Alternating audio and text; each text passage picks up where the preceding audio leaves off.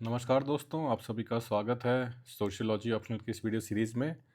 और आज हम बात करेंगे पेपर 1 के यूनिट नंबर 5 के टॉपिक नंबर 4 की, जो कि है सोशल मोबिलिटी। ठीक है, तो ये सोशल मोबिलिटी का मतलब वीडियो का ये पार्ट बी है। इससे पहले हमने एक वीडियो का पार्ट ए बनाया था।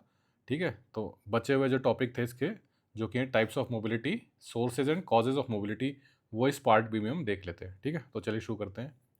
सबसे पहले देख लेते हैं टाइप्स ऑफ सोशल मोबिलिटी। चार तरीके से इसका एक तरह से क्लासिफिकेशन किया गया है। Horizontal and vertical mobility, intra generational and inter generational mobility, structural and individual mobility, absolute and relative mobility. इनको एक एक करके देख लेते हैं। सबसे पहले हॉरिजॉन्टल एंड वर्टिकल मोबिलिटी। ठीक है, अब देखिए हमने सबसे पहले क्या बात करी थी कि जो ये हमारी मोबिलिटी होती है ये किस वजह से आती है कि जब समाज में सोशल स्ट्रेटिफिकेशन होता है। ये अपर क्लास, ये लोअर क्लास और बीच में आपकी हो गई मिडिल क्लास। अब मान लीजिए सोशल स्ट्रेटिफिकेशन ही नहीं होगा तो मोबिलिटी हो ही नहीं सकती, क्योंकि सब एक ही हैं, तो कौन ऊपर जाएगा और नीचे जाएगा। तो वर्टिकल मोबिलिटी क्या होती है? वर्टिकल मोबिलिटी होती है जब आप लोअर क्लास से ऊपर चले गए, तो ये वर्टिकल हो रहा है ना। वर्टिकल का मतलब क्या होता है? ऐसा।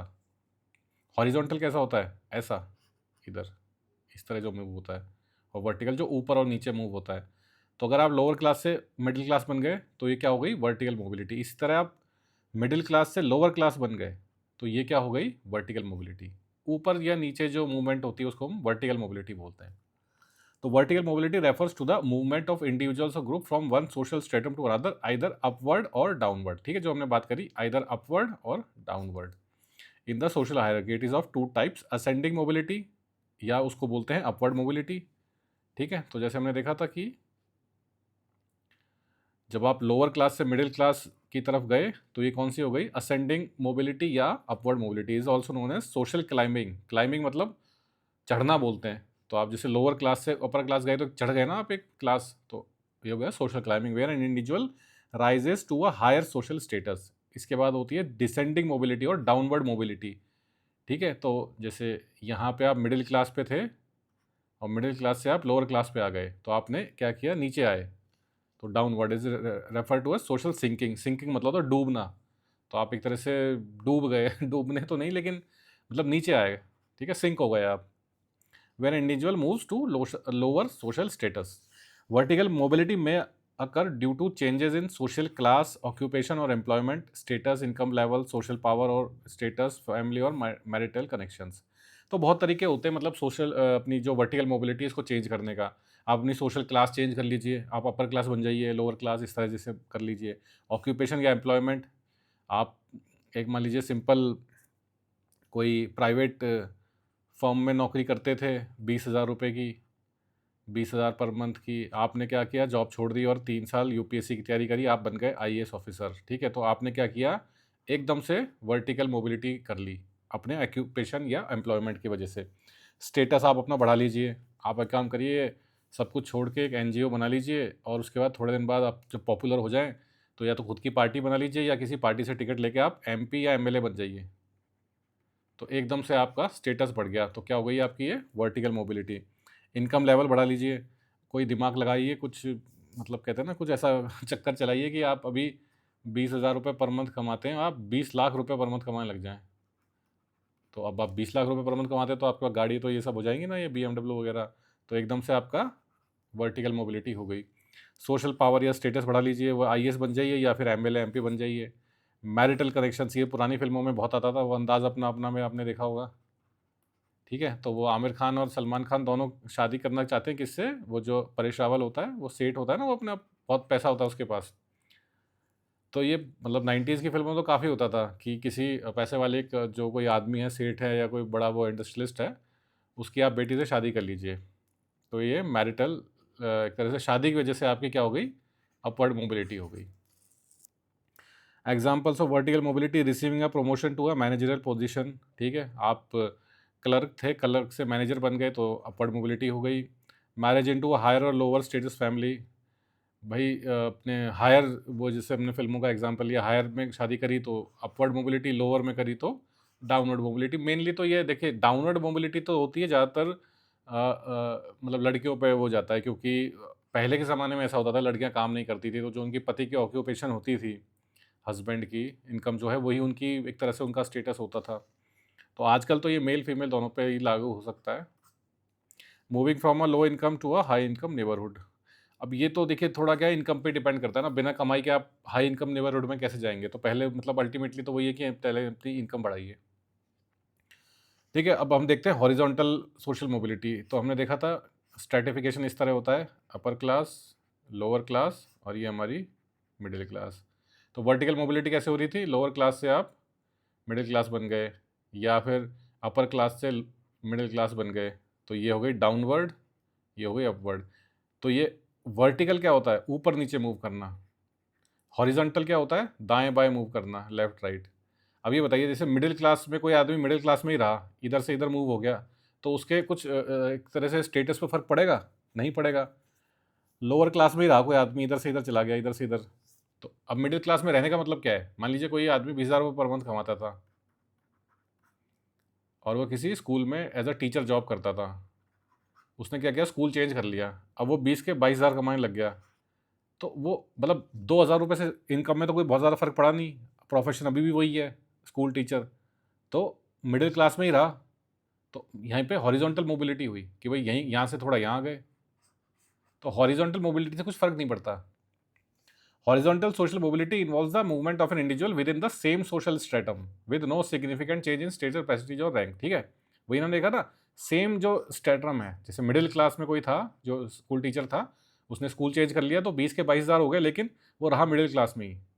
तो कोई चेंज नहीं आया, no significant change in status, prestige और रैंक। तो ज़्यादा मतलब कुछ किसी काम की नहीं होती है। Examples are nurse changing job from one hospital to another, person converting from Baptist Methodist within the same religious class. ठीक है, तो रिलीजन, जैसे क्रिश्चियन रिलीजन की बात हो रही है यहाँ पे, क्रिश्चियनिटी की, तो मतलब बाप्टिस्ट एक उनका सेक्ट होता है, उसी तरह मेथोडिस्ट एक सेक्ट होता है। तो अगर बैप्टिस्ट से मेथोडिस्ट बन गया तो रहा तो अल्टीमेटली क्रिश्चियन ही। A divorced individual remarrying into same social class. भाई किसी की शादी, मतलब क्लास सेम रही ना, आपने आपका डिवोर्स हो गया था, आपने दूसरा बार भी जो शादी करी वो सेम सोशल क्लास में ही करी, तो आपकी क्लास वही रही। अब आप डिवोर्स इंडिविजुअल हैं और आप किसी एक्ट्रेस से शादी कर लीजिए, कौन चल रही हैं आजकल, जो भी है, कौन पता नहीं कौन है आजकल, तो जो टॉप की एक्ट्रेस है, किसी से शादी कर लीजिए, तो आप एकदम से अरे अरे दुनिया में बात हो जाएगी, अरे साहब उसने तो उससे शादी कर ली, तो एकदम से आपका क्या होगा? सोशल क्लास बढ़ जाएगी। लेकिन अगर आप एक आईटी एम्प्लॉय हैं और आप एक डिवोर्स हो गया आपका और आप दूसरी डिवोर्स आईटी एम्प्लॉय से शादी कर लेते हैं, तो आप उसी सोशल क्लास में रहे सेम, तो ये क्या हो गया? हॉरिजॉन्टल मोबिलिटी हुई। Changing citizenship without affecting one's economics और सोशल स्टेटस, मतलब आपने देश चेंज कर लिया। अब देखिए, एक तो होता है कि आप इंडिया से गए अमेरिका, तो इंडिया में पर कैपिटा इनकम यहाँ पे और अमेरिका में यहाँ पे, तो एकदम से आप इतना हो गए। अब आपने क्या किया? ज़्यादा दिमाग लगाया और आप चले गए नेपाल, या और ज़्यादा दिमाग लगा श्रीलंका चले गए, या और उससे ज़्यादा दिमाग लगा बांग्लादेश चले गए। ठीक है, तो कुछ ज़्यादा सिग्निफिकेंट फ़र्क नहीं पड़ा ना, क्योंकि साउथ एशियन कंट्रीज़ के सबके हाल एक जैसे ही हैं, तो आप यहीं के यहीं रहे। तो इसलिए अगर आपको कहीं बाहर जाना है तो अच्छी कंट्री में जाइए जहाँ पे पर कैपिटा इनकम ज़्यादा हो, तभी वर्टिकल मोबिलिटी मिलेगी आपको, वरना फिर आप हॉरिजॉन्टल सोशल मोबिलिटी का शिकार हो जाएंगे। उसके बाद आता है इंट्रा जनरेशनल या इंटर जनरेशनल मोबिलिटी। तो सबसे पहले देखते हैं हम intra generational mobility, career mobility. Intra generational mobility refers to the change in individual social or occupational status during their own lifetime. मतलब कि आपकी खुद की मोबिलिटी, ना कि आपके बच्चों की, योर ओन। ये इंट्रा है, इंट्रा। ठीक है, और एक होता है इंटर। इंटर होता है आपके बच्चों की मोबिलिटी, मतलब आप बैंक में क्लर्क थे, आपका बच्चा बन गया बैंक में मैनेजर, तो ये क्या हो गई? Inter generational mobility. इंट्रा में क्या हुआ? आप बैंक में क्लर्क थे, आपने क्लर्क रहते रहते बैंक पीओ का एग्जाम दे दिया और क्लियर कर लिया और आप खुद ही मैनेजर बन गए, तो ये क्या हो गई? Inter generational. आपने खुद ही वो काम कर दिया, आपके बच्चों को जरूरत नहीं पड़ी वो करने की, आपने अपने खुद के लाइफ टाइम में ही क्लर्क से मैनेजर बन गए। It is commonly observed in modern achievement oriented society where individuals have opportunity to improve their position through skill development, experience and effort. ठीक है, तो खुद की मेरिट स्किल के बेसिस पे आपने अपने ही लाइफ टाइम में मोबिलिटी कर ली। इसमें मैंने देखा ना, जैसे आप खुद ही आप क्लर्क थे, आपने क्लर्क की नौकरी करते करते बैंक पीओ का एग्ज़ाम निकाल के आप मैनेजर बन गए। तो आपने क्या किया, खुद मेरिट और अपना स्किल और हार्ड वर्क से किया ना ये काम। तो यहाँ पे किस तरह की सोसाइटीज़ में दिखती है ये चीज़, जहाँ पे मॉडर्न और अचीवमेंट ओरिएंटेड सोसाइटीज़ है। जैसे हमारी आज की भारत की जो सोसाइटी है, ये भी कैसी हो गई है, मॉडर्न और अचीवमेंट ओरिएंटेड सोसाइटी हो गई। पहले कैसी थी, बेसिकली मतलब फ्रीडम से पहले, आज़ादी से पहले, जब मॉडर्न इंडिया नहीं बना था। मॉडर्न इंडिया तो आज़ादी के बाद का ही माना जाएगा ना। तो उस टाइम हम क्या थे, कास्ट बेस्ड सोसाइटी थी। तो कास्ट बहुत ज़्यादा प्रिवलेंट थी, तो बिल्कुल रिजिड समाज था, कोई मोबिलिटी नहीं कर सकते थे आप।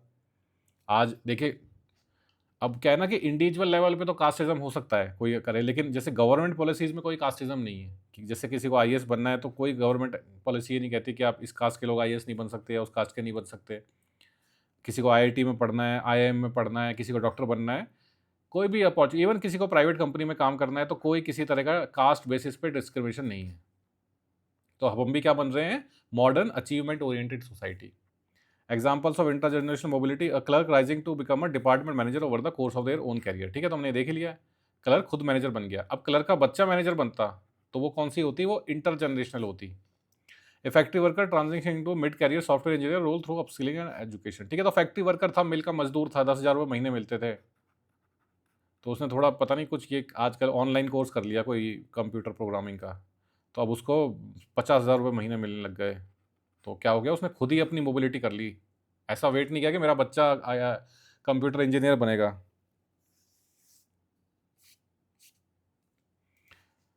उसके बाद आती है इंटर जनरेशनल मोबिलिटी। ठीक है, तो ये क्या होता है कि जैसे वो 3 इडियट्स में आता है ना, वो जो पहला सीन की वो जब वो पैदा होता है वो बोलता है मेरा बेटा इंजीनियर बनेगा। तो बेसिकली आपकी जो नेक्स्ट जनरेशन है उससे आप एक्सपेक्ट करें कि वो इंजीनियर बने, ना कि और इंट्रा जनरेशन में आप खुद ही मेहनत करके खुद ही बन गए। तो inter generation mobility refers to the change in social status or class from one generation to the next, typically between parents and their children. ठीक है ना, आप फौज पुलिस में हवलदार थे और आपका बेटा पुलिस में बन गया एसआई, और बहुत ही ज़्यादा अच्छी किस्मत थी तो बन गया सीधा आईपीएस ही बना दो ना, क्या दिक्कत है, कहने में क्या जाता है। ठीक है, तो ये क्या हो गया, इंटर जनरेशनल। और एक एग्जांपल जैसे इंटर का हो सकता है, आप हवलदार थे और पता नहीं भगवान की वो थी आपके अंदर की हार्ड वर्किंग, वो कि साहब पूरे दिन नौकरी करके रात को 2 बजे तक पढ़ते थे और खुद ही आप हवलदार से आईपीएस बन गए। फिल्मों में होती है ना ऐसी कहानियाँ कि साहब, ठीक है, तो ये क्या हो गया, इंट्रा, खुद ही कर लिया अपनी ज़िंदगी में, बच्चे का इंतज़ार नहीं किया। बच्चे का जब इंतज़ार किया जाता है नेक्स्ट जनरेशन का, तो वो inter generational mobility. It serve as a key indicator of social openness and equality of opportunity in a society. ठीक है, तो ये भी वही बात है, भाई ओपन मॉडर्न सोसाइटी होगी और इक्वलिटी अपॉर्चुनिटी होगी तभी तो बच्चे आपके कुछ कर पाएंगे। अगर मान लीजिए हमारी जैसे pre independence caste based rigid society है इंडिया की, तो उसमें लोअर कास्ट का बच्चा भी लोअर कास्ट का ही होगा, तो उसे कोई अपवर्ड मोबिलिटी करने नहीं देगा। लेकिन जैसे आज के ज़माने में हमारे सरकार मतलब देश में सोसाइटी में ऐसी कोई प्रॉब्लम नहीं है, तो लोअर कास्ट का मेंबर भी आईएएस बन सकता है, डॉक्टर बन सकता है, इवन प्रेसिडेंट बन सकता है। हमारी जो आज की प्रेसिडेंट हैं, वो पहली उनमें मतलब एक तो पहली बात वो लेडी हैं, दूसरी बात वो लोअर कास्ट से आती हैं, तो फिर भी किसी तरह का उनका डिस्क्रिमिनेशन नहीं हुआ फीमेल होने के बावजूद और लोअर कास्ट से आने के बावजूद, और उनको बनाया गया प्रेसिडेंट ऑफ इंडिया। प्रेसिडेंट क्या होता है, फर्स्ट सिटीजन ऑफ इंडिया। ठीक है, तो example of inter generation mobility, the son of a daily veg labourer becoming IAS officer making a significant upward shift in status. ठीक है, अब ये डेली वेज लेबरर खुद ही आईएएस बन जाता, दिन में मजदूरी करता और रात को पढ़ता और आईएएस बन जाता, तो क्या हो जाती है, इंट्रा, खुद ही कर लिया। अब इसने अपने बच्चे का इंतजार किया तो ये क्या हो गई, inter. The daughter of a vegetable vendor becoming a doctor, a family moving away from caste based occupations and with the next generation entering modern professions. ठीक है, स्ट्रक्चरल मोबिलिटी, ये दो होती है, स्ट्रक्चरल और इंडिविजुअल। देख लेते हैं कि करके। Structural mobility refers to large scale changes in the social status of groups or individuals resulting from macro level transformation in the economy, politics और society, not due to personal efforts alone. मतलब क्या, मतलब ये कि आपने ऐसा कुछ खास, ऐसा नहीं कि आपने कुछ नहीं किया, नॉर्मल आपने जो मतलब मेहनत करते हैं दुनिया जैसे सारी कर दी वैसे आपने भी करी, लेकिन कुछ ऐसा खास मेहनत नहीं करी, मतलब कुछ ऐसा खास नहीं किया। लेकिन क्या हुआ, गवर्नमेंट पॉलिसीज़ चेंज हो गई या कुछ ऐसे हालात बन गए कि उसकी वजह से आपको अच्छी अपॉर्चुनिटीज़ मिल गई और आपकी क्या हो गई, अपवर्ड मोबिलिटी हो गई। जैसे इसका एग्जांपल बहुत अच्छा है कि 1991 में जो इंडिया की इकोनॉमी इसको खोल दिया गया, ठीक है? तो इसके बाद नई-नई कंपनियाँ इंडिया में आके काम करने लगी, तो इसी वजह से बैंगलोर में बैंगलोर और हैदराबाद में इंडिया का आईटी कंपनियों का एक तरह से सेटअप हुआ। विदेशी कंपनियाँ जैसे आईबीएम और माइक्रोसॉफ्ट और इंडियन कंपनीज़ भी बन गई, इन्फोसिस, टीसीएस, इन सब ने क्या किया, बैंगलोर और हैदराबाद में बहुत बड़े-बड़े आईटी के वो बना लिए। तो इससे क्या हुआ कि जो नॉर्मल यूथ था, ऐसा नहीं कि वो एक्सेप्शनल है, वो आईआईटी ही किया हुआ है। नॉर्मल यूथ जिसने बीटेक किया है कंप्यूटर्स में, उसको भी अच्छी अपॉर्चुनिटीज़ मिल गई बैंगलोर में, और उन्होंने आईटी में काम करके वो देश-विदेश गए, खूब पैसा-वैसा कमा लिया। तो ऐसा उन्होंने कोई अलग से पढ़ाई नहीं करी थी, वो अलग से मेहनत करते तो खुद वो इंडिविजुअली आईआईटी में चले, ठीक है, इंडिविजुअल मेहनत करते तो खुद ही आईआईटी में चले जाते। लेकिन उन्होंने क्या किया, नॉर्मल, जैसे ऐसा नहीं कि वो कुछ भी नहीं किया, बेकार थे, नॉर्मल बीटेक किया अपना। लेकिन उस टाइम हालात ऐसे थे कि बढ़िया ये आईटी में ये सब काम हो रहा था, तो उसका उनको फ़ायदा मिला, और वो एक तरह से उनका क्या हुआ, स्ट्रक्चरल मोबिलिटी की वजह से उनको अपवर्ड मोबिलिटी हो गई, resulting from macro level transformations in the economy, politics और सोसाइटी। ठीक है, इसी तरह इसका, ये तो अपवर्ड मोबिलिटी का एग्जांपल देखा। एक जैसे हम एग्जांपल देख सकते हैं कि डाउनवर्ड मोबिलिटी का, मतलब 1947 में जैसे पार्टीशन हुआ इंडिया का, तो जो भी हिंदूज थे जो पाकिस्तान में रहते थे और बड़े पैसे वाले थे, तो उनको अपना सारा बिजनेस छोड़ के इंडिया आना पड़ा, और दिल्ली वगैरह जैसी सिटीज़ में वो रहे, तो उन्होंने फिर दोबारा से शुरुआत करी। मतलब जब सब सारा वेल्थ चली गई, पाकिस्तान में रह गई, तो इंडिया आके तो क्या करेंगे बेचारे, छोटी सी दुकान लगाएंगे। तो वो अच्छे अपर क्लास में थे और यहाँ पे आके बिल्कुल लोअर क्लास में हो गए, तो उनकी डाउनवर्ड मोबिलिटी हो गई because of macro level transformation in the economy and politics. उनका इंडिविजुअल ऐसा, उन्होंने कोई जुआ खेल के नहीं अपना पैसा हार गए, उन्होंने कोई गलत काम नहीं किया, बिकॉज हालात ऐसे हो गए थे, macro level transformation in basically politics at of that time. ठीक है, examples of structure mobility, M. N. Srinivas, dominant caste theory shows that how land owning caste rose in social hierarchy after land reforms, especially in rural India। ठीक है, तो land reforms क्या थे, land reforms में basically जिनके पास ज़्यादा ज़मीनें थी उनसे लेकर जिनके पास नहीं थी या कम थी उनको दे दी गई। ठीक है, तो जिनको दे दी गई तो वो लैंड ओनिंग बन गए, तो एकदम से उनकी जो सोशल हायरार्की है, उनका जो मोबिलिटी हो गई ऊपर, उनको भी अच्छे, मतलब एक ज़मीन आ जाएगी तो खेती वेती करेंगे तो अच्छा पैसा वैसा आ जाएगा, ज़िंदगी थोड़ी अच्छी बेहतर हो जाएगी। Industrialization led to the creation of new white collar jobs enabling mobility for large sections of the population। वही जैसे इंडस्ट्रियलाइजेशन, हमने जैसे एग्जांपल लिया इंडिया में आईटी सेक्टर का, चाइना का आप एग्जांपल ले सकते हैं। चाइना जैसे इंडिया का तो main cheese IT service sector, India China का मेन क्या है, ये मैन्युफैक्चरिंग। ठीक है, तो वहाँ पे ये जैसे 80s के बाद मैन्युफैक्चरिंग का काफ़ी हुआ, मतलब 90s में बहुत काम हुआ, तो अब चाइना कितना पहले, मतलब देखिए क्या था कि यूएसए वर्सेस रशिया होता था, रशिया भी क्या होता था, यूएसए वर्सेस यूएसएसआर होता था, सोवियत यूनियन। तो सोवियत यूनियन जब 91 में ख़त्म हुआ तो अमेरिका के पास कोई कंपिटिटर ही नहीं था, तो मतलब जैसे होता ना, आदमी अकेला घूम रहा है कि यार गली में है कि कोई कोई है किसी में हिम्मत जो मुझसे लड़ सके। ठीक है, तो उस टाइम तो किसी की हिम्मत नहीं थी, फिर बाद में एक नया कंटेंडर आया चाइना, तो चाइना ने इतनी प्रोग्रेस कर ली है आज कि वो अमेरिका का डायरेक्ट कंटेंडर बन चुका है, कोई और देश है नहीं जो अमेरिका का सामना कर सके। ठीक है, तो 1991 economic liberalisation in India resulted in the expansion of the middle class and growth in the consumer opportunities. ठीक है, तो हमने देख ही लिया है कि 91 में इंडिया की इकोनॉमी को खोल दिया गया, दरवाजे खोल दिए गए, तो बाहर की कंपनियां आई। अब बाहर की कंपनियां आएंगी तो क्या होगा, जॉब अपॉर्चुनिटीज़ बढ़ेंगी। तो अब मान लीजिए कोई यूथ 91 में ग्रेजुएट हुआ है, तो उसके तो मज़े हो गए ना भाई, जैसे ही ग्रेजुएट हुए एक तरह से इकोनॉमी ओपन हुई और अपना बढ़िया जॉब मिल गई। आप क्या थे, at the right place at the right time. तो आपने ऐसा इंडिविजुअल कुछ एक्स्ट्रा एफर्ट नहीं किए, बस उस टाइम के हालात की वजह से आपकी अपवर्ड मोबिलिटी हो गई। The rise of the IT and digital economy open new sectors creating upward mobility for tax सेवी यूथ एंड अर्बन पॉपुलेशन। ठीक है, तो ये हमने देख लिया बैंगलोर वगैरह में कैसे हुआ। तो बेसिकली मोटा मोटी बात है स्ट्रक्चरल मोबिलिटी की, आपने कुछ ऐसे खास एफर्ट नहीं किए, but macro level transformations, whether in economy, politics और सोसाइटी, इवन ज्योग्राफी, एनीथिंग, उनकी वजह से आपकी सोशल अपवर्ड मोबिलिटी हो गई, या डाउनवर्ड भी हो सकती है।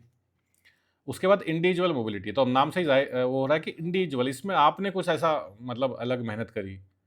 Individual mobility refers to the change in a person social status due to their own characteristics and efforts such as education, talent और परसेवरेंस। ठीक है, तो आपकी खुद की मेहनत, अब भाई जैसे कोई आईएएस बन गया, तो इसमें कौन सा कोई थोड़ी कि आईएएस की फैक्ट्री लग गई थी बैंगलोर में।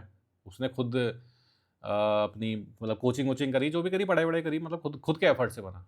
धीरू भाई अंबानी जैसे बन गए, पेट्रोल पंप पे काम करते थे और क्या बन गए, रिलायंस इंडस्ट्री बना ली। हमारे प्रधानमंत्री को देख लीजिए, नरेंद्र मोदी को, वो एक बहुत ही गरीब ओबीसी घर में पैदा हुए थे, तो आज वो पीएम है। हमारी प्रेसिडेंट को देख लीजिए, वो एक वो एससी, उनकी शायद एससी कैटेगरी से आती हैं, और आज वो प्रेसिडेंट है। बहुत एग्जांपल आपको मिलेंगे जो लोगों ने खुद के दम पे, मतलब क्रिकेटर्स में देख लीजिए, एमएस धोनी को देख लीजिए, ये भी बहुत गरीब घर से आते थे, टिकट कलेक्टर की नौकरी करते थे, तो आज बहुत पैसे वाले हैं। ठीक है, तो खुद के efforts, due to their own characteristic in efforts such as education, talent और perseverance. Factors affecting individual mobility include, किन चीज़ों की वजह से मतलब इंडिविजुअल मोबिलिटी फ़र्क पड़ता है? आपका जेंडर क्या है, कास्ट क्या है, education, skill, health, geographic location, religion, personal determination. Gender कैसे?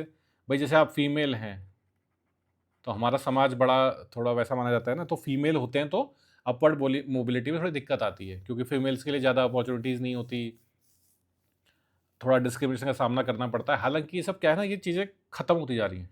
आज जैसे अगर आप फीमेल हैं, तो आप गवर्नमेंट की तरफ से कोई प्रॉब्लम नहीं है।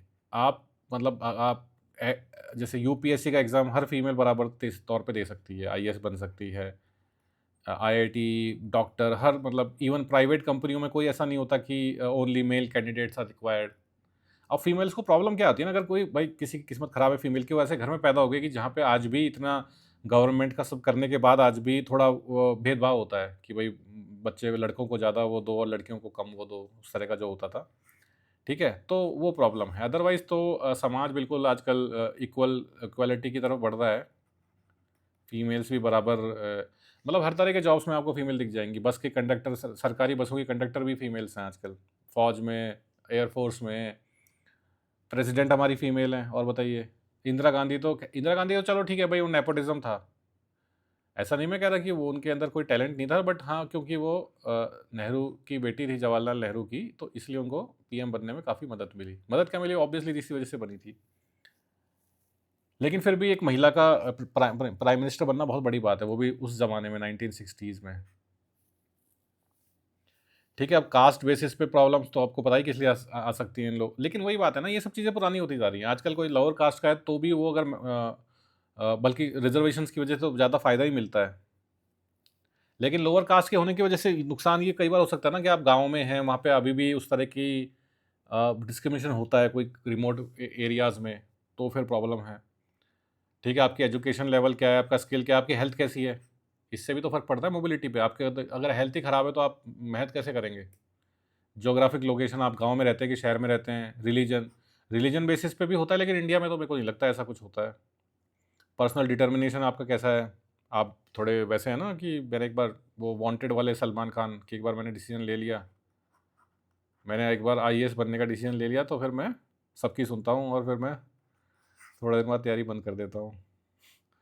ठीक है, examples of individual mobility, Dalit girl becoming a lawyer despite facing caste based discrimination. ठीक है, तो हमने जैसे देखा था ना, अगर आप कास्ट कैसे प्रॉब्लम करती है, भाई भाई कोई दलित महिला है, वो लॉयर बनी, तो उनको हो सकता है केस मिलने में दिक्कत आए।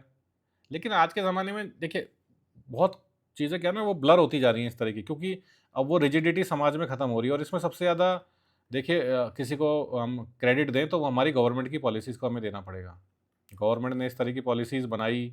सबसे बड़ी चीज़ में रिज़र्वेशन है। रिज़र्वेशंस की वजह से जो लोअर कास्ट से थे, वो आज मिडिल क्लास या अपर क्लास में जा पा रहे हैं, तो समाज की मुख्य धारा में शामिल हो पा रहे हैं।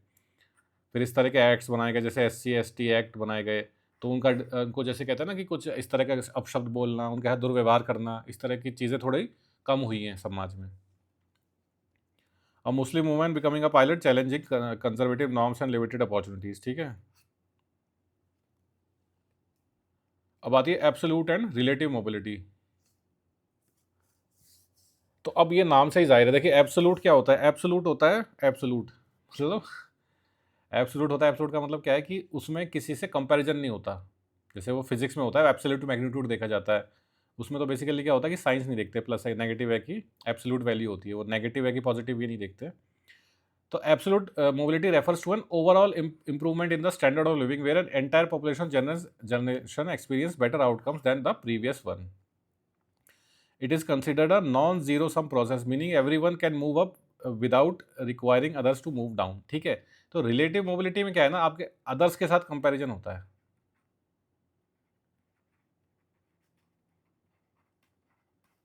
कि भाई आप दूसरों से कितना रिलेटिवली ऊपर गए कि नीचे गए। एब्सोल्यूट में क्या होता है, सिर्फ आपका देखा जाता है, आप क्या थे, अब आप ऊपर गए कि नीचे गए। नॉन जीरो सम प्रोसेस क्या होता है, देखिए इसमें चीज़ समझ लेते हैं। एक तो होता है zero sum process. Zero sum process मतलब एक एग्जाम्पल से समझ लेते हैं। जैसे शेयर मार्केट है हमारा, इंडियन शेयर मार्केट, कोई सा भी शेयर मार्केट, ये होता है जीरो सम। जीरो सम कैसे होता है ये जीरो सम ऐसे होता है कि मान लीजिए शेयर मार्केट की सारी वैल्यू है 100 रुपये, ठीक है, एग्जाम्पल के तौर पे, मजाक की बात नहीं है कि यार इतना बड़ा शेयर मार्केट 100 रुपये कैसे है। तो इसमें ये होता है कि यार किसी ने अगर शेयर मार्केट में 50 रुपये कमाए तो किसी को 50 रुपये गंवाने पड़ेंगे, क्योंकि शेयर मार्केट में तो सिर्फ 100 रुपये ही है। शेयर मार्केट में कहीं से पैसा जनरेट नहीं होता, शेयर मार्केट की वैल्यू उतनी ही रहती है।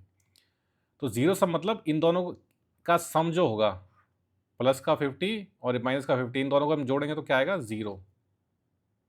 तो मतलब शेयर मार्केट में क्या होता है, एक का फायदा तो दूसरे का नुकसान। अगर किसी ने 50 रुपये कमाए हैं आज शेयर मार्केट में, तो किसी ने 50 रुपये गंवाए होंगे, तभी उसने 50 रुपये कमाए हैं। क्योंकि शेयर मार्केट में कहीं से जनरेट वेल्थ कहीं से आ नहीं रही है रोज। शेयर मार्केट की खुद की एक वैल्यू होती है, भाई इतनी वैल्यू है, उससे काम करता है। तो जीरो सम गेम क्या होता है, जीरो सम गेम क्या होता है, जहां पे एक का फायदा मतलब दूसरे का नुकसान। जैसे मान लीजिए कोई IAS का एग्ज़ाम ले लीजिए, मतलब 1000 सीटें निकली, ठीक है, तो इसमें अगर आपका मतलब मान लीजिए 700 रैंक आ गई, तो इसका मतलब ये ना कि किसी को हटना पड़ेगा, आपने किसी की जगह जगह ली। ऐसा नहीं कि सारे के सारे IAS बन जाएंगे जितने लोगों ने फॉर्म भरा है। तो एक का फायदा और दूसरे का नुकसान, ये होता है जीरो सम game. Non zero sum game क्या होता है, सबका फायदा, कोई कोई किसी का ये नहीं कि every one can move up without requiring others to move down, मतलब अनलिमिटेड जगह। भाई देखिए IAS में 1000 सीटें हैं ना, तो ये जैसे 1000 सीटें मान लेते हैं, इन 1000 सीटों में किसी को बैठना है तो किसी को हटाना पड़ेगा ना। हटाना पड़ेगा मतलब आप कहेंगे इसमें तो कोई बैठा ही नहीं है, भाई बैठा नहीं का मतलब क्या, कोई तो बैठेगा ना।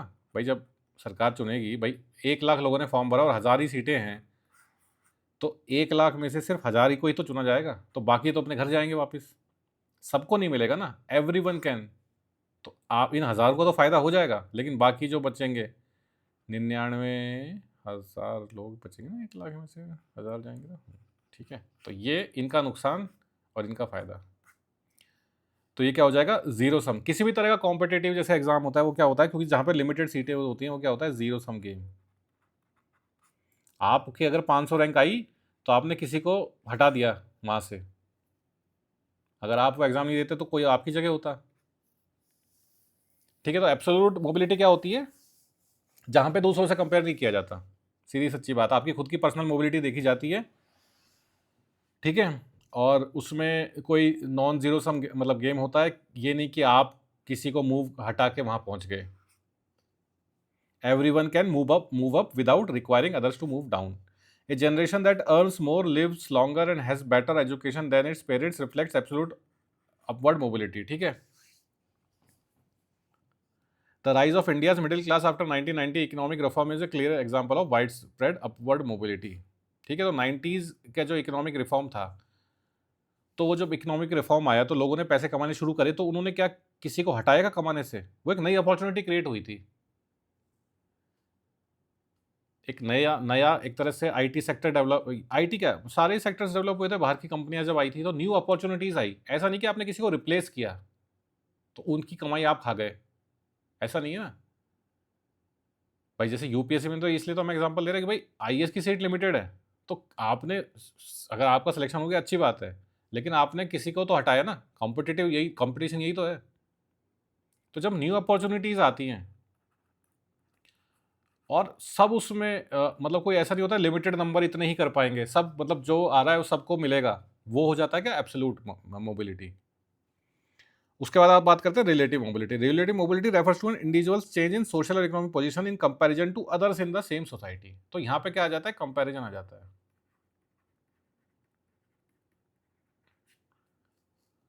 It's a zero sum process where one person's upward movement often means someone else's move down in the relative ranking। भाई आप जैसे कंपनी में मान लीजिए वो थे, एम्प्लॉय थे, तो आप कंपनी में बॉस बन गए, तो अब आपकी ये क्या हुई, रिलेटिव वो हुई ना। क्योंकि देखिए बॉस बनने के लिए ऐसा तो है नहीं कि कंपनी ने पहली बार एक क्या यार सोचा कि यार एक नई पोजीशन बनाते हैं उसका नाम बॉस रखते हैं, क्योंकि ऑलरेडी कोई ना कोई आपका बॉस होगा। तो या तो वो जॉब छोड़ के चला गया होगा या कंपनी उसको फायर कर दिया होगा, उसी को रिप्लेस करके तो आप उसकी जगह लिया आपने। तो आपने क्या किया, आप तो अपवर्ड मूव हुए लेकिन उसको हटना पड़ा अपनी जगह से। तो ये क्या हो गया, जीरो सम प्रोसेस हो गया। तो एक को ही मतलब लिमिटेड, जब लिमिटेड रिसोर्सेज होते हैं तब ये एक तरह से जीरो सम प्रोसेस आ जाता है।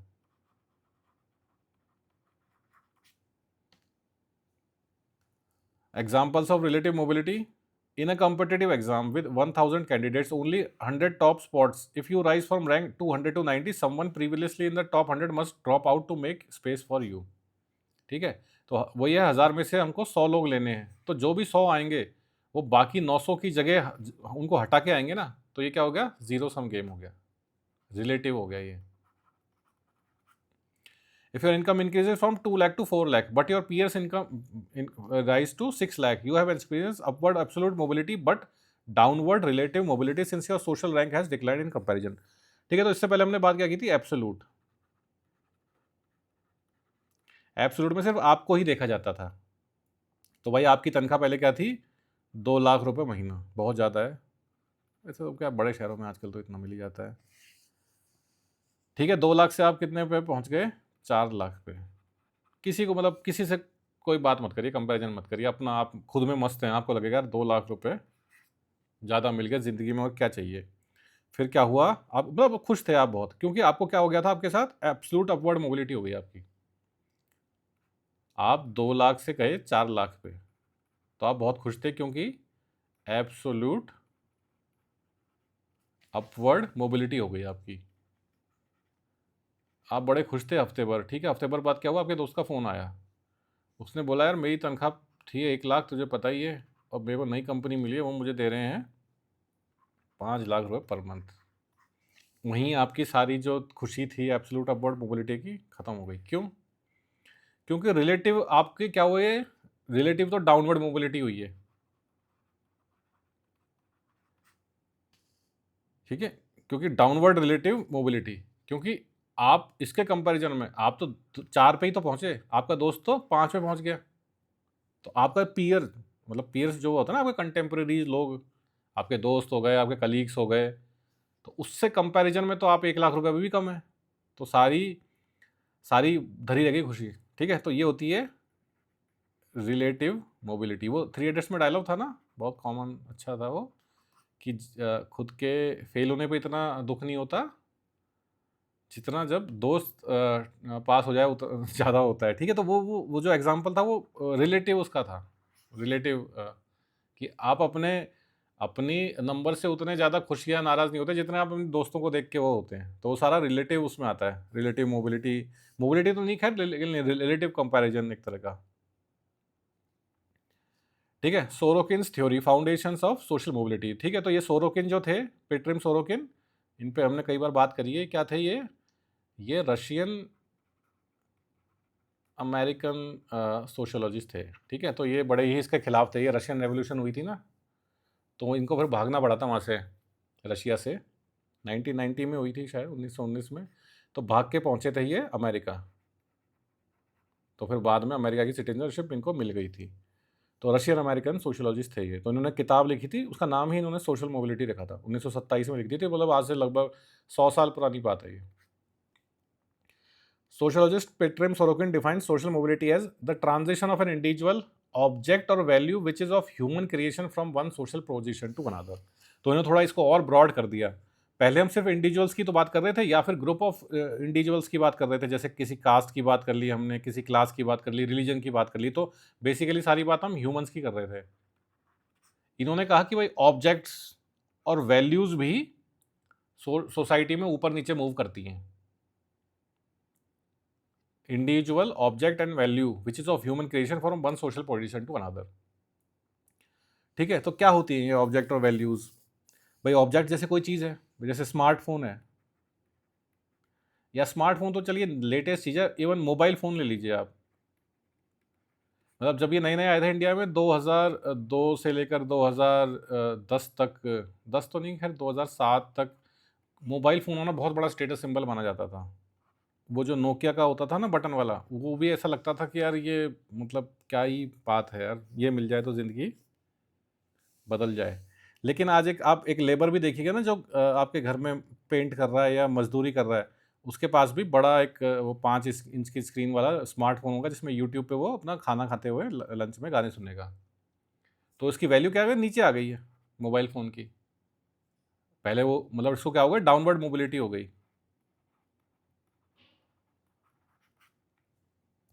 इसी तरह वैल्यूज़ होती हैं।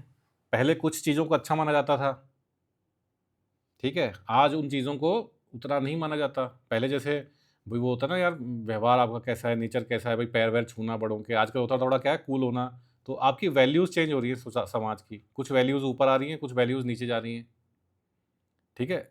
आउटस्पोकन होना आजकल ज़्यादा वो अच्छा माना जाता है।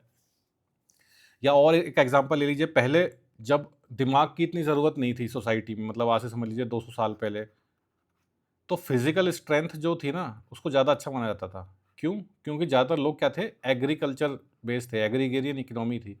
तो एग्रीकल्चर या इस तरह के कामों में आपको फिजिकल स्ट्रेंथ ही काम आएगी। भाई बैलों से हल खेत जुतवाना है, कुएँ से पानी निकालना है, फिर किसी ने आपकी ज़मीन पे कब्ज़ा कर लिया तो उनसे लड़ना भी है। अब लेकिन क्या हो गया, समाज हमारा मतलब सोसाइटी कैसी हो गई है, वो इंटेलेक्चुअल सोसाइटी हो गई है। सारे जॉब्स लगभग-लगभग जो अच्छा पैसा देते हैं, वो कैसे होते हैं? वो माइंड बेस्ड होते हैं, दिमाग से करने वाले होते हैं। ठीक है, तो आजकल किस चीज़ की वैल्यू है ज़्यादा? इंटेलेक्ट की। आप कितना दिमाग है आपके अंदर। तो एक तरह से वैल्यू चेंज हो गई ना, फिजिकल एट्रीब्यूट्स कम नीचे आ गए समाज में, और इंटेलेक्चुअल एट्रीब्यूट्स ऊपर चले गए। ठीक है, उसी तरह मान लीजिए जैसे क्रिकेटर खेलना हो गया, जैसे 1950 से पहले क्रिकेट को इतना कोई ज़्यादा फेमस था नहीं इंडिया में। ठीक है ना, क्योंकि कोई टीवी वगैरह था नहीं, लोग जानते भी नहीं थे क्या होता है ये सब। तो उस ज़माने में कोई इतना नहीं पूछता था। लेकिन आज एकदम से तो भगवान के बराबर, गॉड्स बोलते हैं ना, गॉड ऑफ क्रिकेट वगैरह। तो वैल्यूज़ ऑब्जेक्ट मतलब इंडिविजुअल के साथ-साथ ऑब्जेक्ट्स और वैल्यूज़, इवन प्रोफेशंस, हर चीज़ जो भी समाज में है, मतलब ह्यूमन इंटरेक्शन जिससे हो रहा है या ह्यूमन वो है, तो उसके वो ऊपर या नीचे आती रहती है। ये सोरोकिन का कहना है। This highlights that mobility is not limited to individuals but also include values and roles which social within social structures. ठीक है, तो रोल्स की जैसे हमने बात कर ली, वही आप क्या कर रहे हैं। जैसे टीचर्स की पहले काफ़ी वैल्यू होती थी, आज भी होती है वैसे तो। अब ये नहीं कह अब ये थोड़ा आप सोचिए कि टीचर्स की वैल्यू कम हुई है कि ज़्यादा हुई है। लेकिन जैसे हमने बात की ना क्रिकेटर्स की, तो क्रिकेटर्स की तो डेफ़िनेटली बढ़ गई। पहले क्रिकेटर्स को इतना जानता ही नहीं था कोई, ठीक है? Metaphors used by Sorokin. He compared mobility mechanism to stairs and elevators, symbolizing the structured ways people move through social hierarchy. ठीक है, तो इन्होंने मोबिलिटी को क्या बोला, जैसे सीढ़ियाँ होती हैं घर में या लिफ्ट होती है, तो सिंपल सा ही तो इन्होंने कंपैरिजन किया है, इसमें ज़्यादा दिमाग क्या लगाना। भाई जैसे समाज है आपका, ये अपर क्लास है, ये मिडिल क्लास है, ये लोअर क्लास है, तो यहाँ से जैसे आप कोई लिफ्ट, कोई सीढ़ी, या तो सीढ़ी लगी हो, सीढ़ी चढ़ के आप चले गए, या फिर कोई आपको कोई जैसे आईएएस का एग्ज़ाम है ना, ये यूपीएससी का ये बिल्कुल लिफ्ट का एग्ज़ाम्पल है। ठीक है, क्योंकि बहुत जल्दी मतलब 2-3 साल में या 3-4 साल में अगर आपने क्लियर कर लिया, तो कितना आपने एकदम से बहुत जल्दी आपने सीढ़ियाँ चढ़ ली और सीधे आप बिल्कुल टॉप अपर क्लास बन गए। वहीं आप कोई मतलब जॉब ऐसे जॉइन करिए, फिर धीरे-धीरे प्रमोशन करते-करते रिटायरमेंट के टाइम आप एक तरह से टॉप रैंक पे पहुँचे। तो वो सीढ़ियाँ चढ़ के आपने करी, सोशल अपवर्ड मोबिलिटी, ठीक है? He also linked social mobility to blood circulation in the human body, emphasizing that mobility is essential for maintaining the health and balance of society. ठीक है, तो दूसरी इन्होंने जो एक तरह से कंपैरिजन या एनालॉजी दी, वो ब्लड सर्कुलेशन का। जैसे हमारे बॉडी में नसों में खून बहता है ना, ऊपर नीचे, मतलब कभी यहाँ से यहाँ जा रहा है, कभी यहाँ से यहाँ जा रहा है। तो इसी तरह सोसाइटी में जो ये मोबिलिटी होती रहती है ना, कोई लोग ऊपर जा रहे हैं, कुछ नीचे आ रहे हैं, तो खून बहता है तभी तो हम ज़िंदा हैं, तभी तो बॉडी चल रही है। उसी तरह इन्होंने कहा कि ये जो मोबिलिटी है, ये समाज का एक तरह से खून है जो बह रहा है। मतलब इतना नेसेसिटी है ये, ज़रूरी है ये समाज को हेल्दी और बैलेंस सोसाइटी बनाने के लिए और स्मूथ चलने के लिए। ठीक है, तो ये दोनों आप एग्ज़ाम में लिख सकते हैं, तो इससे मतलब ये ब्लड सर्कुलेशन में ज़्यादा बेटर है लिखने के लिए। इससे अच्छे नंबर मिल सकते हैं। ठीक है, उसके बाद है Sorokin's theory of mobility spectrum, foundations of social mobility. Sorokin argued that no society is entirely open or completely closed. All systems lie somewhere on a spectrum of mobility. ठीक है, तो इन्होंने कहा जैसे कोई एक्सट्रीम्स नहीं होते कि मतलब यार यूएसए की सोसाइटी तो क्या है, फुल्ली ओपन है, कोई भी कुछ भी बन सकता है, कुछ भी कर सकता है। और इंडिया की सोसाइटी क्या है साहब, इंडिया की है फुल्ली क्लोज्ड कि साहब यहाँ तो वो है कास्ट सिस्टम है, और एक बार जो जिस कास्ट में पैदा हो गए वो ही रहोगे। तो ऐसा इन्होंने कहा ऐसा नहीं है, ऐसी कोई रिजिडिटी एक्सट्रीम्स नहीं है। इन्होंने कहा एक स्पेक्ट्रम है। स्पेक्ट्रम क्या होता है? स्पेक्ट्रम मतलब होता है कि चेंजिंग वैल्यूज़, मतलब चीज़ें इस तरह हुए हैं। तो यहाँ पे जैसे आप मान लीजिए कि ये है क्या, यहाँ पे फुल्ली क्लोज लिख देते हैं अपन, फुल्ली क्लोज्ड, और यहाँ लिख देते हैं फुल्ली ओपन। तो हर सोसाइटी कहीं ना कहीं आती है यहाँ पे, जैसे कुछ कोई यहाँ पे आ जाएगी, कोई यहाँ पे आ जाएगी, कोई यहाँ पे आ जाएगी। एक्सट्रीम्स पे कुछ नहीं होता। कोई समाज थोड़ा सा क्या है, ओपननेस की तरफ ज़्यादा है, कोई समाज क्लोजनेस की तरफ ज़्यादा है। तो no society is entirely open or completely closed, all system lies somewhere on a spectrum of mobility. ठीक है, तो एक्सट्रीम्स पे कुछ नहीं है कि कोई फुल्ली क्लोज है, कोई फुल्ली ओपन है। हर समाज कहीं ना कहीं होता है यहाँ पे, जैसे बीच में लग लो half open and half closed, HOHF। ठीक है, तो कोई समाज बिल्कुल जो 50-50 है वो यहाँ पे होगा, जो हाफ ओपन है हाफ क्लोज्ड है। कोई ज़्यादा जैसे इंडिया का समाज है थोड़ा क्लोजनेस की तरफ ज़्यादा है, तो वो यहाँ पे कहीं आ जाएगा। अमेरिका का समाज ओपननेस की तरफ ज़्यादा है, तो यहाँ पे कहीं आ जाएगा। ठीक है, तो एक्सट्रीम्स पे कुछ नहीं होता कि हर समाज फुल्ली क्लोज है, फुल्ली ओपन है। हर समाज कहीं, all systems lie somewhere on a spectrum of mobility. Even in merit based systems hidden और structural barriers to mobility continue to exist. ठीक है, तो इन्होंने कहा कि जो डेवलप्ड अपने आप को कहते हैं कि साहब हम तो डेवलप्ड हैं, हमारे यहाँ तो अचीवमेंट बेस्ड परफॉर्मेंस है और मेरिट का काम चलता है, तो वहाँ भी हिडन और स्ट्रक्चरल बैरियर्स होते हैं मोबिलिटी के लिए। जैसे आप अमेरिका का एग्जांपल ले लीजिए, तो ऐसा नहीं कि अमेरिकन समाज बिल्कुल फुल्ली ओपन है कि कोई भी कुछ भी कर सकता है। वहाँ पे भी आप एक सर्टेन मोबिलिटी ही कर सकते हैं कि भाई जैसे आप थोड़े मतलब लोअर इनकम बैकग्राउंड में पैदा हुए तो आप मिडिल इनकम बैकग्राउंड में चले जाइए। लेकिन ऊपर जाएंगे तो आपको बहुत चीज़ें वहाँ पे भी फेस करनी पड़ेगी। जैसे वही हमने कहा ना, एलाइट सर्कल्स जो होते हैं बड़े लोगों के, वो चाहते हैं कि उनके जैसे ही लोग ही वहीं पर रहें, तो इस तरह के बैरियर्स आ जाते हैं वहाँ पे। यूएसए में जैसे दूसरा बैरियर आता है रेस का, अगर आप ब्लैक हैं तो आपको और प्रॉब्लम्स आएंगी वहाँ पे। ठीक है, इवन अगर वाइट भी हैं और आप लेकिन लोअर बैकग्राउंड से आते हैं, लोअर क्लास से आते हैं, तो ऊपर जाना आपको मुश्किल मतलब हो जाएगा यूएस में, क्योंकि वहाँ पे भी देखिए हर जगह वही है ना कि हर समाज वही कहता है ना कि स्ट्रेटिफिकेशन के बिना कोई समाज नहीं है, कोई परफेक्ट सोसाइटी नहीं है, सब जगह स्ट्रेटिफिकेशन है। ऐसा नहीं कि वाइट ब्लैक्स को ही हेट करते हैं या वाइट और ब्लैक के बीच में ही संघर्ष है। वाइट और वाइट के बीच में ही संघर्ष होता है। वो फिर क्लास वाला हो जाता है कि जो इलाइट वाइट्स हैं वो नीचे वाले जो गरीब वाइट्स हैं उनको मतलब ऊपर नहीं आने देना चाहते, या वो नहीं चाहते कि वो हमारे सर्कल में वो भी आए। The extent and nature of mobility can very greatly across different societies and historical periods. ठीक है, तो मोबिलिटी का एक तरह से एक्सटेंट और नेचर क्या है, मतलब कितनी मोबिलिटी हो रही है। एब्सोल्यूट मतलब लॉन्ग टर्म हो रही है, मतलब लोअर क्लास से सीधे ही लोग अपर क्लास में जा पा रहे हैं, या शॉर्ट टर्म हो रही है, लोअर क्लास से सिर्फ मिडिल क्लास या लोअर मिडिल क्लास में जा पा रहे हैं। ये सब क्या है ना, मतलब कितने लोग जा पा रहे हैं, मेजोरिटी मोबिलिटी हो रही है कि बहुत ही कुछ लोग जा पा रहे हैं। तो ये सब क्या है, इनका सोरोकिन का कहना है कि वेरी करता है, सोसाइटी टू सोसाइटी डिपेंड करता है, it depends on society to society. Classification of factors influencing mobility. Primary factors are universal causes of mobility such as individual talent, ambition and social demand for certain roles. ठीक है, तो primary factor क्या है mobility का, सबसे ज़रूरी चीज़ क्या है मोबिलिटी होने के लिए, वो है आपका इंडिविजुअल टैलेंट। भाई सरकार कितना ही वो कुछ कर ले, कितनी पॉलिसीज़ बना ले, कुछ भी कर ले, लेकिन अगर आपके अंदर ही टैलेंट नहीं है, आप मेहनत नहीं करना चाहते, तो मोबिलिटी कैसे आएगी? सरकार घर पे आके तो आपको IAS ऑफिसर बना नहीं देगी ना। भाई देखिए सारे वो अपने ख़त्म कर दिए कि कोई कास्ट सिस्टम नहीं है, कुछ नहीं है, किसी तरह का किसी के खिलाफ कोई डिस्क्रिमिनेशन नहीं है। Open to all, open to all है आईएएस बनना। तो उसके बाद क्या चीज़ आएगी? वो आएगा इंडिविजुअल टैलेंट और इंडिविजुअल आपका मेहनत। ठीक है? तो सबसे प्राइमरी फैक्टर क्या होता है मोबिलिटी का? इंडिविजुअल टैलेंट, एम्बिशन, ठीक है? And also demand for certain roles कि मतलब आपके अंदर मान लीजिए कोई टैलेंट है, जैसे मतलब बहुत अच्छा गाना गाते हैं, तो आप सिंगर, गाने की वजह से आपकी क्या हो सकती है? अपवर्ड मोबिलिटी हो सकती है। लेकिन हमारे देश में कुछ ऐसा, मान लीजिए एग्जाम्पल के तौर पे सपोज करिए, ऐसा है नहीं, कल्चर के तौर पे कि सरकार ने गाना या म्यूज़िक बैन कर रखा है। जैसे अफ़गानिस्तान में था ना तालिबान के टाइम में, ऐसा कुछ हो रखा है कि म्यूज़िक बैन है। तो अब आपके एक तरह से अब आपकी कभी मोबिलिटी हो ही नहीं पाएगी ना, क्योंकि एक तो आपके पास टैलेंट था, उसको सरकार ने बैन ही कर दिया। तो आप कैसे करोगे मोबिलिटी आप? ठीक है? तो डिमांड फॉर सर्टेन रोल्स होनी चाहिए, जो भी आपके अंदर टैलेंट है उसकी डिमांड है कि नहीं मार्केट में। भाई जैसे तेंदुलकर, सचिन तेंदुलकर इतने बड़े गॉड ऑफ क्रिकेट बन गए। अब मान लीजिए इंडिया में क्रिकेट पॉपुलर होता ही नहीं, जैसे इंडिया मतलब ब्राज़ील की तरह होता, जहाँ पे फुटबॉल खेली जाती है, क्रिकेट को कोई जानता ही नहीं है।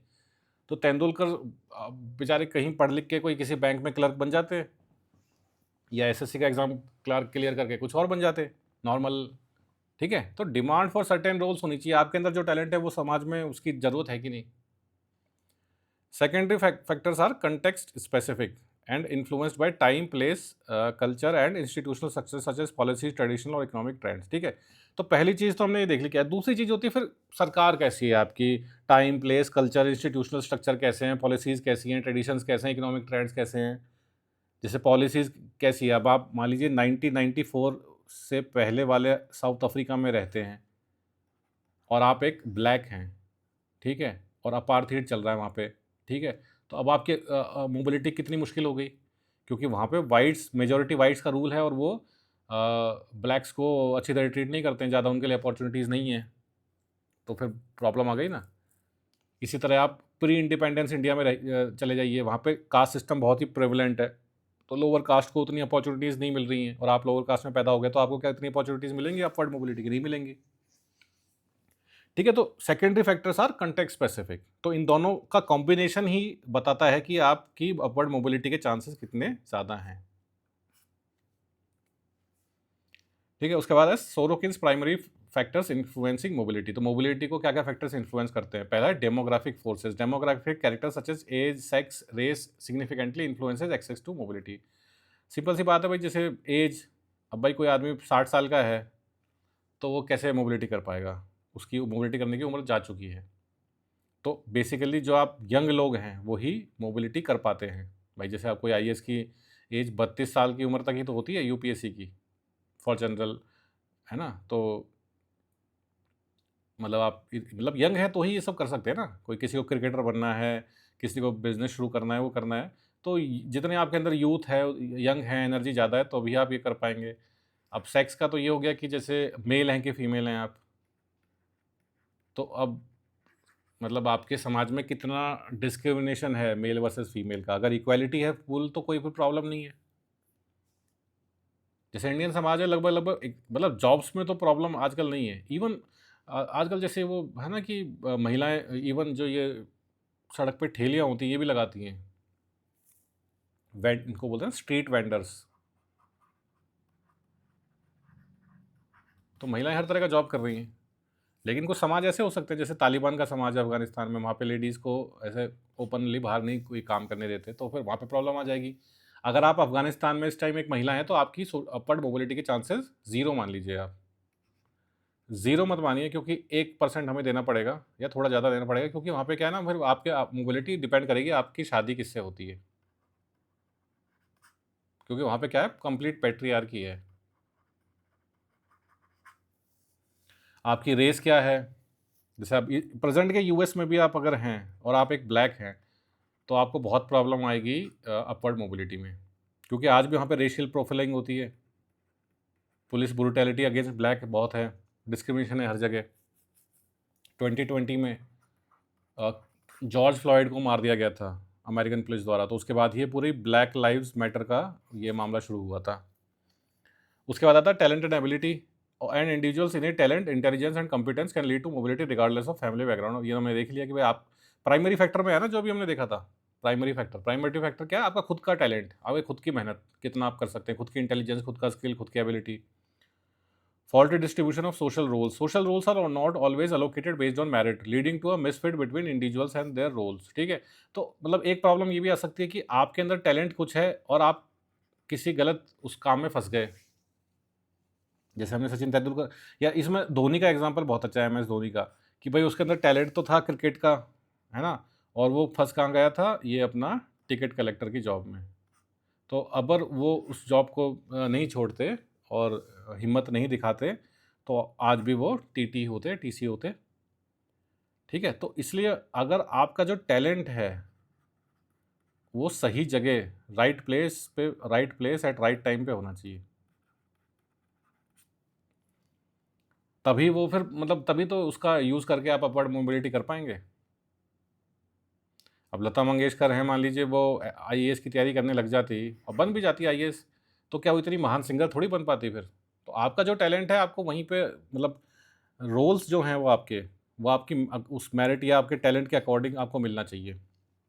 Changes in social environment, large scale changes in society such as industrialisation, urbanisation, education reforms, policy shift often create new pathways for mobility. ठीक है, तो ये सब हमने देख लिया 1991 के, जैसे हमारे इंडिया के इकोनॉमिक रिफॉर्म्स थे, तो इकोनॉमी एक तरह से इंडिया की बूम कर गई, नए कंपनी बाहर से आई तो एम्प्लॉयमेंट अपॉर्चुनिटीज़ बढ़ गई, तो मिडिल क्लास को एक नई चीज़ मिल गई अपनी सोशल अपवर्ड मोबिलिटी के लिए।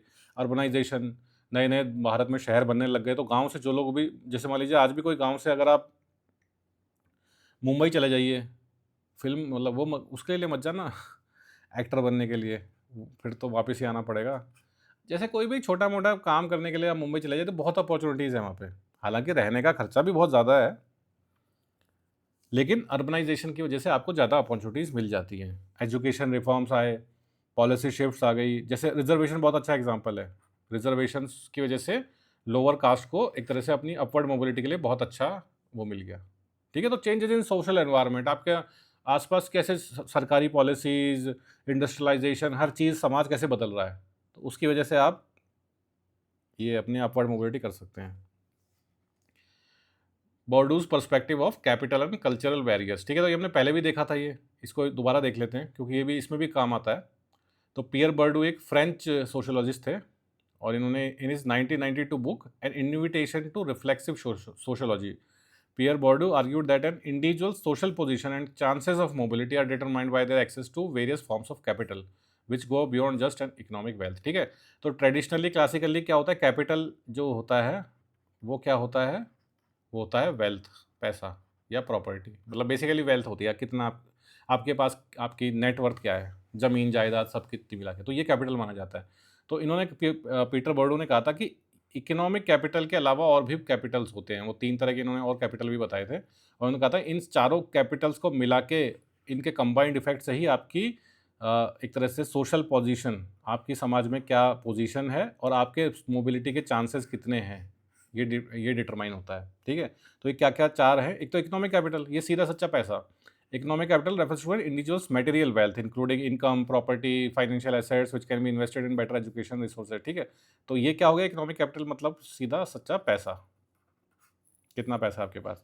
Social capital is the network of social relationships and connections that individual can draw upon opportunities. मतलब ये हो गया सोशल कैपिटल, आप कितने लोगों को जानते हैं, आप कितने दोस्त हैं आपके, आपके रिलेटिव्स कितने हैं, आप नेताओं को मतलब किस किस को जान, मतलब ना सोशल नेटवर्क आपका कितना है।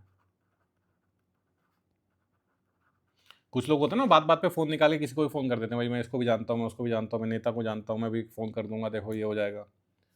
उसके बाद होता है symbolic capital. Symbolic capital includes prestige, recognition and honour which confers authority and credibility to in social interactions and institutional spaces. तो ये क्या हो जाता है, भाई आपको कोई सम्मान मिला हुआ है, जैसे आप डॉक्टर बन गए तो आपके नाम के आगे डॉक्टर लगा हुआ है, तो ये क्या हो गया, ऑनर हो गया एक। वैसे तो ये वो है, लेकिन इससे समाज में इज्जत बढ़ती है ना, डॉक्टर लिख दिया आपने अपने नाम के आगे। आप आर्मी में मेजर हैं तो आपने अपने नाम के आगे मेजर लगा दिया, या आपको पद्मश्री मिल गया है। ठीक है, तो इस तरह से इवन जैसे स्कूल में नहीं होता, कोई हेड बॉय बन गया या क्लास मॉनिटर बन गया तो उसके आगे उसने बना दिया मैं क्लास मॉनिटर हूँ, तो एक नाम उसके आगे एक टाइटल लग गया, तो इससे क्या होता है आपकी ऑनर बढ़ जाता है। उसके बाद कल्चरल कैपिटल होता है बेसिकली आप कितने ज़्यादा कल्चर्ड हैं, आपके अंदर मैनर्स हैं कि नहीं, आप किस तरह के कपड़े पहनते हैं, किस तरह का खाना खाते हैं, किस तरह की फिल्में देखते हैं, वो बेसिकली इलीट जो होता है ना, इलीट लोग, इलीट कल्चर आपके अंदर है कि नहीं, इंग्लिश बोल पाते हैं कि नहीं बोल पाते, ठीक है। तो इन सब को मिला के जो फाइनली फिर हम डिटरमाइन करते हैं कि आपकी सोशल पोजीशन क्या है और आपके चांसेस ऑफ मोबिलिटी क्या हैं, ठीक है। Empirical evidences of social mobility, David and Glass and Goldthorpe, ठीक है। तो ये डेविड एंड ग्लास ने और गोल्डथॉर्प ने थोड़ी 2 स्टडीज़ करी थी सोशल मोबिलिटी पे, तो उनसे कुछ एविडेंस निकल के आए थे, वो देख लेते हैं। तो 1954 में ब्रिटेन में डेविड एंड ग्लास ने स्टडी करी थी, David Glass and Kingsley Davis and Glass है वो, Kingsley Davis and David Glass, 1954 in Britain. तो sociologist David Glass and Kingsley Davis conducted a pioneering empirical study on social mobility in British society, 1954 में की गई थी ये।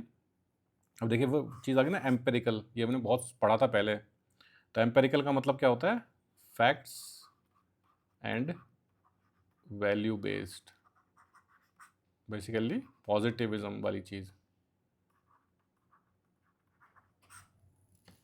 Their findings indicated that both upward and downward mobility were common between middle class and lower class strata, ठीक है।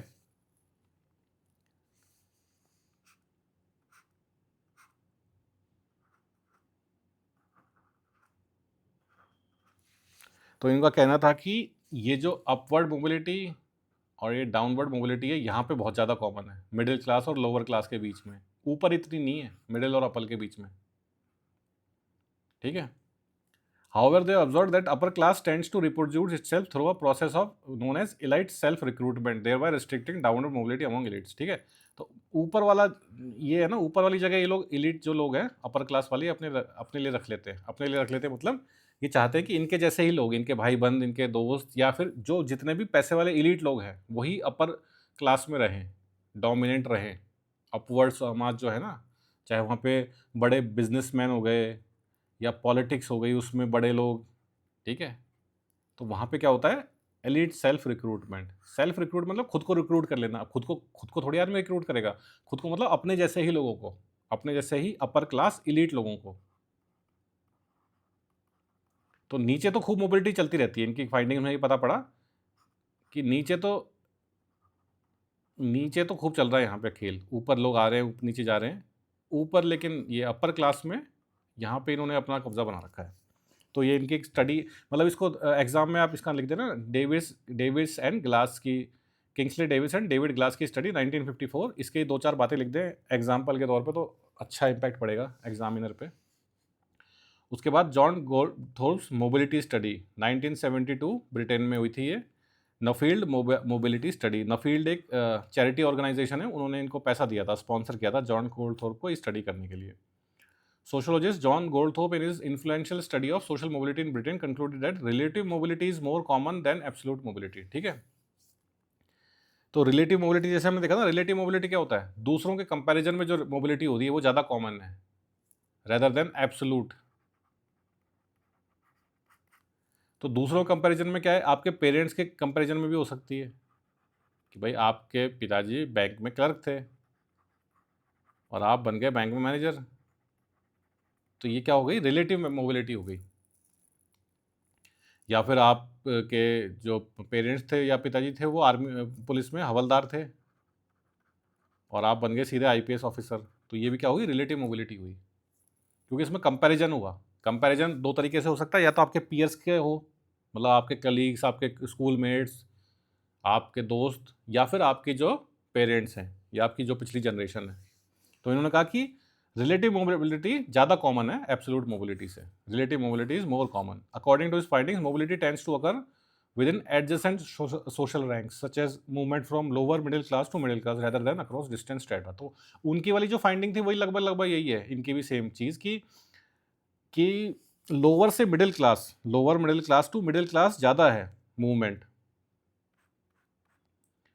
ये हमारा middle class हो गया, ये लोअर क्लास, ये अपर क्लास। तो यहाँ पे जो मूवमेंट है ये बहुत ज़्यादा है, ऊपर इतनी मूवमेंट नहीं हो पाती, क्योंकि ऊपर क्या है, जैसे डेविस एंड ग्लास की स्टडी में था इलाइट सेल्फ रिक्रूटमेंट, तो ऊपर लोग आने नहीं देते, यार ये पैसे वालों की जगह यहाँ मत आओ आप, ठीक है, रेदर देन डिस्टेंस डाटा। तो ऐसा नहीं कि बिल्कुल कोई लोअर क्लास से अपर क्लास जा रहा है, वो नहीं हो पा रहा है, ज़्यादातर तो lower class to middle class mobility ही ज़्यादा है। He emphasized that absolute upward mobility, that is movement from bottom to top social hierarchy, is extremely rare. बिल्कुल कोई आदमी लोअर क्लास में पैदा हुआ और सीधा वो चला गया अपर क्लास में, बहुत ही रेयर होता है, ये बहुत ही रेयर केसेस में होता है। इंडिया में भी ऐसा ही है भाई, हमने एम एस धोनी का एग्जांपल लिया, कितने बन पाते हैं, और एम एस धोनी छोड़िए, कितने गरीब घरों में पैदा होकर लोग आईएएस या आईपीएस बन पाते हैं या इवन डॉक्टर बन पाते हैं, बहुत कम, मतलब होते हैं, मना नहीं कर रहा, लेकिन बहुत रेयर होते हैं। अब देखते थे फैक्टर्स अफेक्टिंग सोशल मोबिलिटी, ठीक है, तो ये बहुत सारे फैक्टर्स हैं, इनमें से मतलब 4-5 भी याद रह जाएं, 4-5 तो ये दिए हैं, ये 14 करीब हैं, लेकिन घुमा फिरा के चीज़ सारी वही है जो अपने बातें करी हैं, तो कुछ याद रह जाए तो एग्जाम में लिखे आना। क्या क्या फैक्टर्स हैं? Industrialization and urbanization, Lipset Zetterberg thesis, इसको बोलते हैं, लिपसेट और जेडबर्ग ने एक थीसिस दिया था, uniformity of social mobility thesis भी बोलते हैं इसको, links industrialisation to higher mobility, ठीक है। तो भाई इसमें क्या समझने वाली बात है, भाई ज़्यादा इंडस्ट्रियलाइजेशन होगा तो क्या होगा, ज़्यादा जॉब अपॉर्चुनिटीज़ होंगी, ज़्यादा जॉब अपॉर्चुनिटीज़ होंगी तो ज़्यादा लोग अपनी अपवर्ड मोबिलिटी कर पाएंगे, भाई नौकरी मिलेगी तो अपवर्ड मोबिलिटी होगी। जैसे इंडिया में देखा था, बैंगलोर हैदराबाद में जब आईटी कंपनीज आई, या फिर 1991 के इकोनॉमिक रिफॉर्म्स हुआ, इंडियन इकोनॉमी खुली, नई कंपनी आई, तो फिर लोगों की अपवर्ड मोबिलिटी ज़्यादा होने लग गई। उसके बाद education, Duncan and Blau found that mass education promotes mobility among workers, ठीक है, तो ये भी सिंपल बात है भाई, एजुकेशन ज़्यादा मिलेगी लोगों को तो ज़्यादा वो अच्छे एम्प्लॉयमेंट ले पाएंगे, वरना फिर वो मजदूरी करेंगे। Social capital and status, Giddens and Bottomore, इसको क्लोजर थीसिस भी था इनका, इसका नाम गिडेंस एंड बॉटम मोर का closure thesis, it argues elite preserve privilege through social closure. तो वही बात है जैसे हमने देखा था ना इलाइट सेल्फ रिक्रूटमेंट, तो इलाइट क्या करते हैं, ऊपर की जो जगह है उसको क्लोज कर देते हैं, वहाँ पे ताले लगा देते हैं कि भाई यहाँ पे हमारे जैसे सेल्फ लोग, मतलब हमारे जैसे लोग ही यहाँ पे रहेंगे या आ सकते हैं, नीचे से कोई लोअर क्लास या मिडिल क्लास से यहाँ पे entry not allowed. Occupation, modern occupations are relatively open and support inter generation mobility, ठीक है, तो नए ज़माने के जिस तरह के ऑक्यूपेशंस हैं, जैसे सॉफ्टवेयर डेवलपर हो गए और इस तरह के जो प्राइवेट फर्म्स में नौकरियां होती हैं, वो क्या है, ओपन है, कोई भी ओपन मतलब कोई भी कर सकता है, वहाँ पे कोई ऐसा नहीं लिखता कि यार लोअर कास्ट के लोग नहीं आ सकते या लोअर क्लास के लोग नहीं आ सकते या फीमेल्स नहीं आ सकती, सबके लिए open to all equal opportunity है। Social and cultural values, traditional systems like caste restrict mobility, liberal values enhanced, ठीक है, तो हमारा जैसे समाज था पुराना इंडिया का, प्री इंडिपेंडेंस समाज, वो क्या था, कास्ट बेस्ड था, तो वो क्या था, क्लोज था,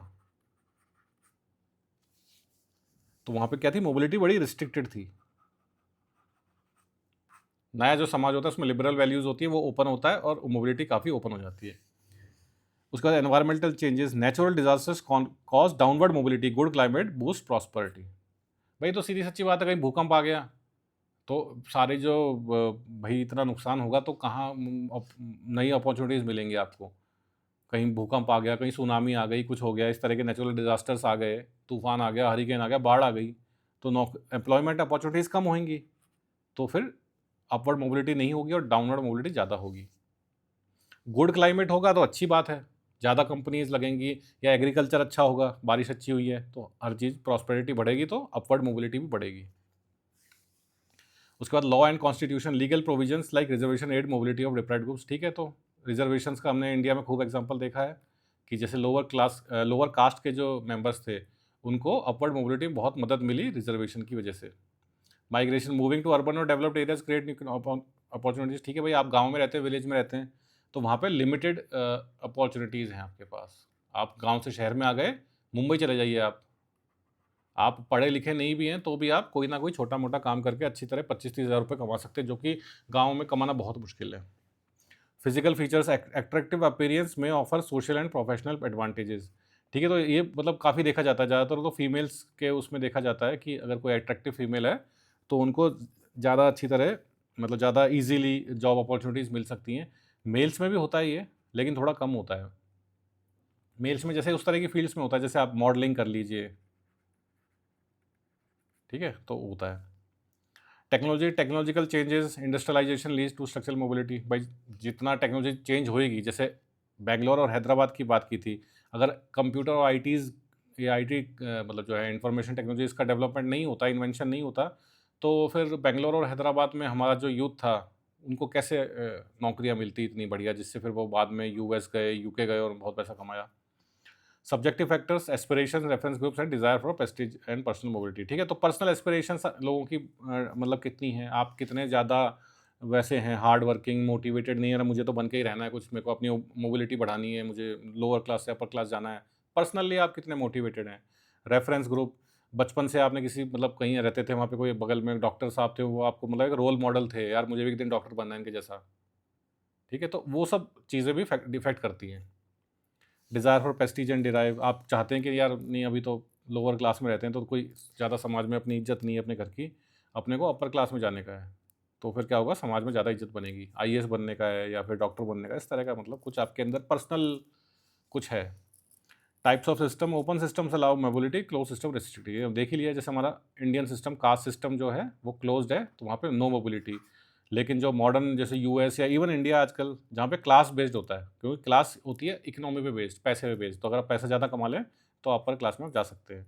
race and ethnicity, Sorokin found racial ethnic backgrounds can hinder or aid mobility. ठीक है, तो वही जैसे हमने देखा, यूएसए का एग्जाम्पल देखा, साउथ अफ्रीका का देखा, तो वहाँ पे वाइट वर्सेस ब्लैक चलता है। तो वहाँ पे अगर आप ब्लैक हैं तो बहुत आपके अपवर्ड मोबिलिटी के चांसेस कम हो जाएंगे, क्योंकि वाइट डोमिनेट जो ग्रुप है, रेस है, वो दबाती है ब्लैक्स को, उतनी अपॉर्चुनिटीज़ इक्वल नहीं मिल पाती। Political factors, different regimes shape mobility. ठीक है, तो डेमोक्रेसी और डिक्टेटरशिप, ज़्यादातर देखा गया है कि डिक्टेटरशिप क्या होती है, क्लोज्ड होती है, वहाँ पे अपवर्ड मोबिलिटी मुश्किल होती है। और डेमोक्रेसी ज़्यादातर कैसी होती है, डेमोक्रेसी ज़्यादातर ओपन होती है, वहाँ पे अपवर्ड मोबिलिटी पॉसिबल होती है। ठीक है, तो ये 14 वो हैं, उनमें से जितने याद रह जाए उतने लिख आइए। ठीक है, तो इसमें हमने देख लिया अच्छी तरह, सोशल मोबिलिटी के बारे में पूरी अच्छी तरह हमने डिस्कस कर लिया। ज़्यादा कोई मुश्किल टॉपिक है नहीं, बस ये हमारे एक तरह से ये अपर क्लास, ये लोअर क्लास और ये मिडिल क्लास, अब इसमें से यहाँ जाना, यहाँ से यहाँ आना, ये बस ये है मोबिलिटी। ठीक है, तो इस वीडियो में इतना ही, थैंक्स।